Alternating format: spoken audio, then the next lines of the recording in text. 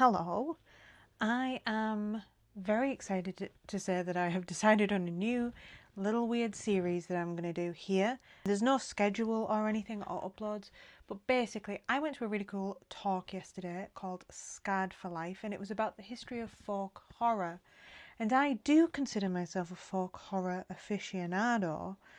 However, I realised that a lot of the things that were being discussed, because the two speakers grew up in the 70s and 80s, it was a lot of stuff from the 70s and 80s, which I like stuff from that period. I kind of watched a lot of like Carry On films and stuff when I was a kid, but I hadn't seen much by way of horror. I saw Wicker Man when I was a teenager. I'm certain that I've seen Witchfinder General. I have memories of seeing Witchfinder General, but I certainly don't remember much. So I've decided I'm going to try and watch the foundations of folk horror. Not exclusively that, I will watch some things that are more recent. I intend to watch Starvaker, that's on my list, which only came out last year, the year before. So there is more recent things that I'm going to watch, but I'm going to try and watch a lot of the foundation stuff, things that I haven't seen yet. I do read a lot of folk horror, but this series I probably will end up speaking about a few books and stuff, but mostly it's films and TV shows that I'm focusing on. I have created a Letterboxd account which you can follow me on. I will show you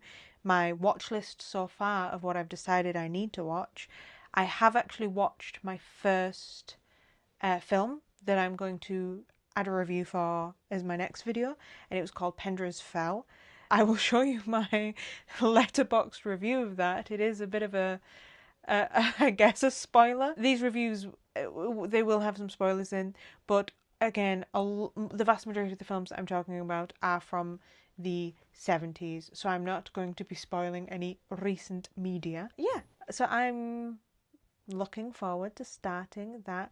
I guess I could talk a bit about the folk stuff that I mean, I've got my backdrop right here. I have some folk stuff here. I'm very into folk stories.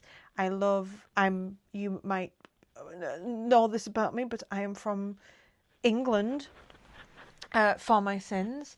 So I'm primarily interested in British folk. I love folk from all around the world, but obviously I'm more connected to English folk stories as that I am here, and I hear them more frequently. I'm also interested in Irish folktales, as I have Irish heritage, but I know less about Irish folktales really, again because I'm not from there, so I don't hear about it as much.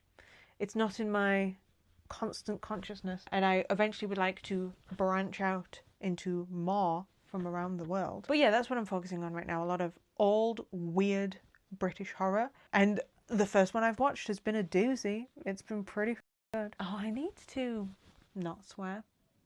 Hey, how about I make these family friendly? I did watch, as a part of this, what is it? There's The Spirit of Dark and Lonely Water. I am the spirit of dark and lonely water.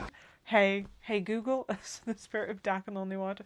So I saw, this was part of the Scarred for Life that I went to yesterday, and they were on about these infomercials that they used to have to just frighten the life out of kids to stop them from doing stuff, which is like the folktales of the day, you know, the don't mess around near water because the kelpies might get you, stuff like that. The area that I'm from, we have a river spirit called Peg Powler. I've probably mentioned her before. I love Peg. I'm obsessed with Peg.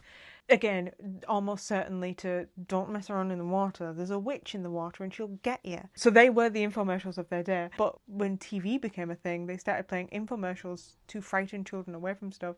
And there is one that I'll put bits in, Spirit of Dark and Lonely Water, which is just so funny.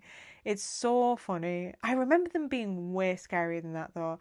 I remember when I was a kid, there was one to stop children from climbing pylons, and you just saw a child just horribly die.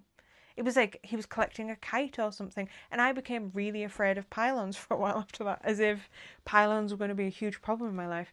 When my friend Lauren was giving me a lift home yesterday, she said that she remembered one from when she was a kid of the like electric boxes, and this kid was reaching for a ball he threw for his dog, and he touched some open wiring and just got horrifically burnt. I remember there was all the car safety ones where you'd see kids get hit by cars.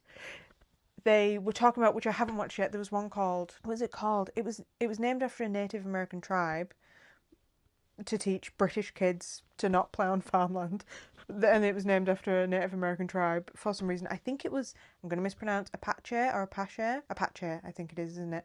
I think that's what they said. I haven't watched that one yet, but it was another one of like just children, multiple children horrifically dying on a farm. I am telling you this for a reason, which is that modern folk horror can be seen in all kinds of different places. So my first review is just of Spirit of Dark and Lonely Water. I loved that, couldn't get enough of that. It was very folk horror. It was very folk horror. The other ones that I just mentioned weren't necessarily, but that one was, and it was great. I just read a book as well called Meet Me at the Surface, which was very much about Cornish folk horror, and it was about Cornish folk tales. And that was pretty good. I'm not going to do a full review of that book here. I want to go into more foundations of folk horror. Also, just to say, I've today learned how to hook up my microphone to my phone, so I don't have to have a separate video and microphone or thing to edit together. I'm really getting professional. So yes, welcome to my series, Foundations of Folk Horror. Stay tuned for next week where I will be reviewing Pendra's Fen. Fare thee well.